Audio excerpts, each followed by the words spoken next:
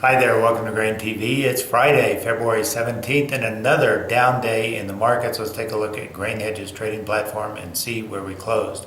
In Chicago, corn off 5 on front month March, soybeans losing 9, and Chicago wheat losing 5.25, while Kansas City wheat only off 1.25 on the last trade here. Really today was just sort of more of the last half of this week's trade action, which was continued declines. And especially with a 3-day holiday weekend coming up, traders took the cue to head to the sidelines.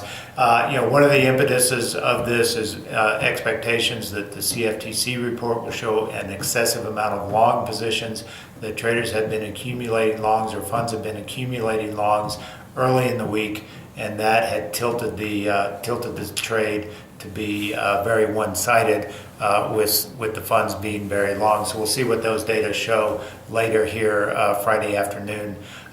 Keep in mind that Monday is a trade holiday. We will reopen for trade Monday night and full session on Tuesday.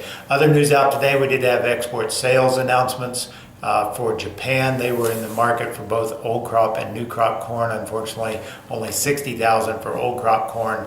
The other 134,000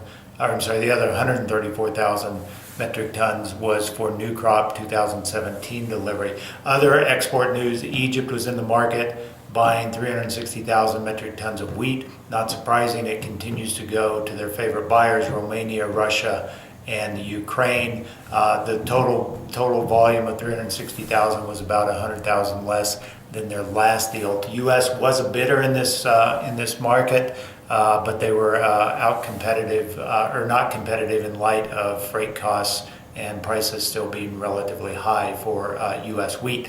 Let's switch gears and talk about basis. We've had some fairly distinct moves in the basis market in the last few weeks here.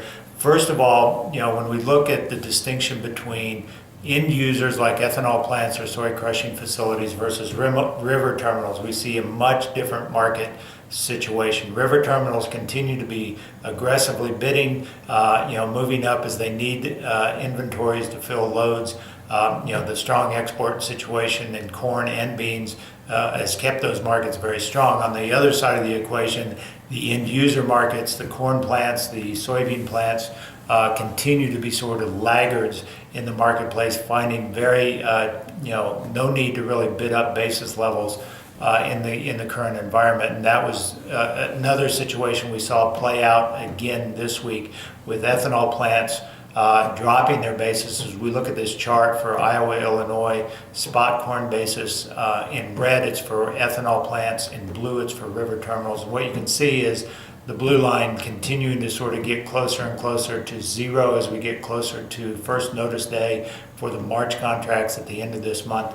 Yet again, ethanol plants were continuing to move lower, conversely to what is sort of the normal seasonal trend, which is moving higher at this time of year. So, the strength in the corn market certainly has kept the pipelines full, kept the inventories high for these ethanol plants, these end users, and we saw them continue to back off basis this week. Looking sort of at the map, what you can see in particular is the basis has been weakest in the last week, really in that western corn belt. Not surprising, those are where the corn piles continue to be high. We've talked to elevators, we've talked to producers where there's still piling going on. Piles are not being worked off, and so there's still plenty of excess supply out there. And we saw it again this week as basis levels started to fall in light of the early weeks rally in the corn market. In soybean basis, a similar story here. In red on the chart we've got crushing plants, on blue we've got river terminals. River terminals have been moving it sharply higher here, and we talked about this a few weeks ago, that they would need to come off of that low basis down around minus 30 spot delivery, that they would need to converge to zero as we got closer to first notice day, and they've been moving it sharply higher as we get closer. On the other hand, soybean plants just in no need to really sort of move basis up. They've been down here, continuing to stay pretty flatlined over the last few weeks. The other thing that's going on in soybean basis is the problems with shipping along the Pacific Northwest corridor. Rail deliveries are tied up because of because of winter weather situations. And so we're seeing a very slow and lethargic Pacific Northwest movement pattern for soybeans out of the northern plains and upper Midwest. And what you can see is extreme weakness in red on this map for soybean basis, and we're seeing basis levels minus 100, minus 110 along the North Dakota area as it's very difficult to get rail car delivery. Spot rail car delivery is very expensive right now, or in the secondary market it's very expensive. So that is a problem that is plaguing certainly the northern plains and even stretching a little bit into Minnesota as well. Take a look at March corn here. You know, we had a down day for 2 days in a row. We've come down hard off the high on March corn, trading as high as 380 at one point, but now closing today down around 369. In 2 days of trading, that's a pretty steep fall for what has been a fairly quiet corn market for the last 6 months.